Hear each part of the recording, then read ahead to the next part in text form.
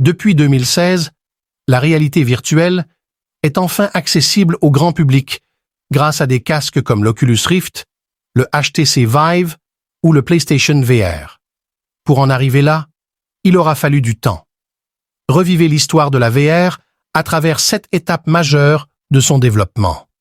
L'idée de revêtir un casque pour s'évader du monde réel et s'aventurer vers des mondes imaginaires ne date pas d'hier. Par le passé, toutefois, ce concept était cependant réservé aux œuvres de science-fiction.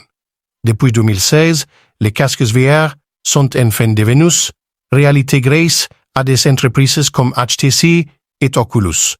Tout un chacun peut désormais se plonger dans une réalité alternative sans bouger de son salon.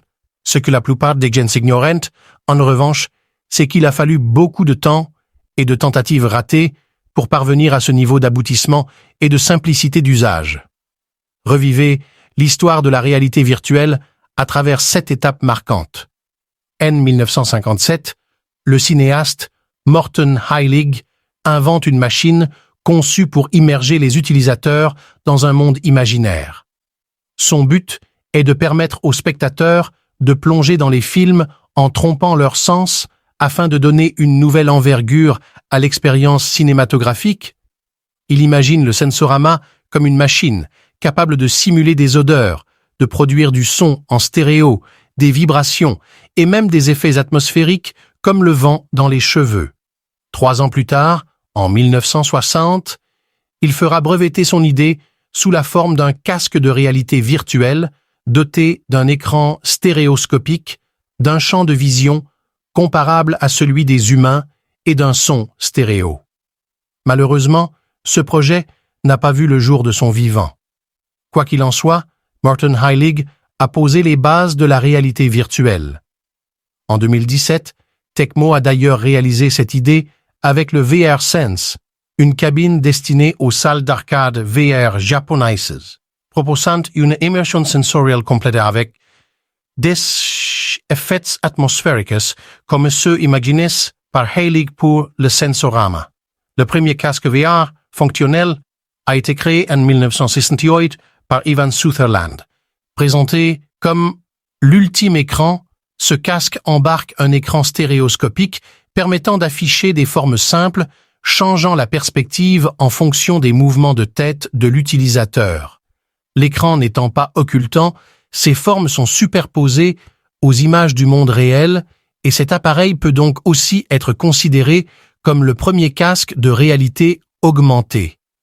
Cependant, ce casque est resté au stade de projet de laboratoire. Pour cause, en raison de son poids très lourd, l'appareil nécessitait d'être suspendu au plafond par le biais d'un bras mécanique.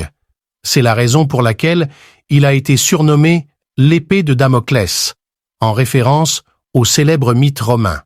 À la même époque que l'épée de Damoclès, l'ingénieur militaire Thomas Furness travaille sur un ambitieux projet de simulateur de vol immersif, le Super Cockpit. L'ingénieur continuera à travailler sur son projet jusque dans les années 80. En résultera un cockpit d'entraînement capable de projeter des cartes 3D générées par ordinateur, des images infrarouges et radars et des données d'aviation en temps réel au sein d'un espace 3D. Selon ce créateur, ce projet a coûté plusieurs centaines de millions de dollars. Bien avant l'apparition des simulateurs de vol VR, ce projet permettait déjà aux pilotes de s'entraîner en utilisant des gestes, des paroles et même des mouvements oculaires. Aspen Movie Map est un projet développé en 1978 par le MIT en collaboration avec la DARPA. En se basant sur des photographies capturées par des voitures à Aspen, dans le Colorado, le logiciel permettait à l'utilisateur de visiter la ville en vue à la première personne.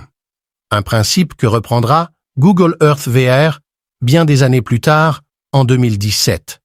À l'époque, pour lancer l'application, il était nécessaire d'utiliser plusieurs lecteurs Laserdisc, un ordinateur et un écran tactile.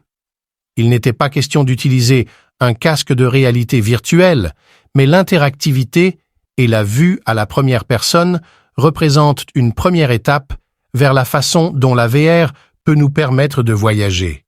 Sega est l'une des premières entreprises à avoir tenté de commercialiser un casque de réalité virtuelle dédié au gaming et plus généralement destiné au grand public. Le Sega VR était pensé comme un accessoire pour la console Sega Genesis. Son développement a commencé en 1991 et s'est poursuivi pendant 2 ans.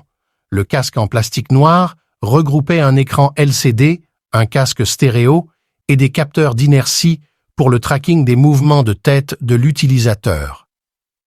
Malheureusement, cet ambitieux projet ne fut jamais réalisé.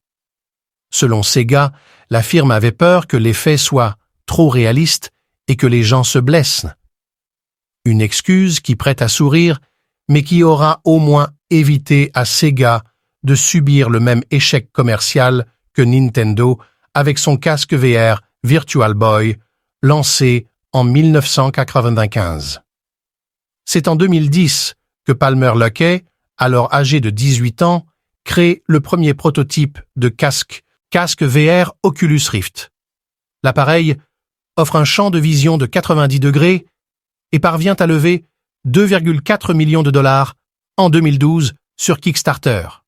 En 2014, Facebook rachète l'entreprise pour 2 milliards de dollars.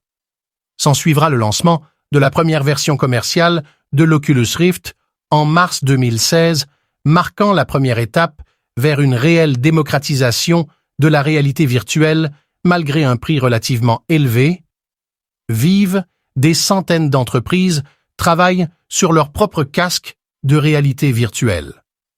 Outre les géants comme Oculus, HTC, Samsung, Sony et Google, d'innombrables constructeurs chinois développent aussi leurs propres appareils low cost. Les développeurs de logiciels, de jeux et d'applications VR sont encore plus nombreux, sans parler des startups qui créent des accessoires. Avec l'arrivée des casques autonomes tout en un comme l'Oculus Go et le HTC Vive Focus, la réalité virtuelle devrait poursuivre sa démocratisation. Quoi qu'il en soit, l'industrie n'en est encore qu'à ses balbutiements et le meilleur reste à venir pour la VR. Abonnez-vous à ma chaîne pour ne manquer aucune vidéo.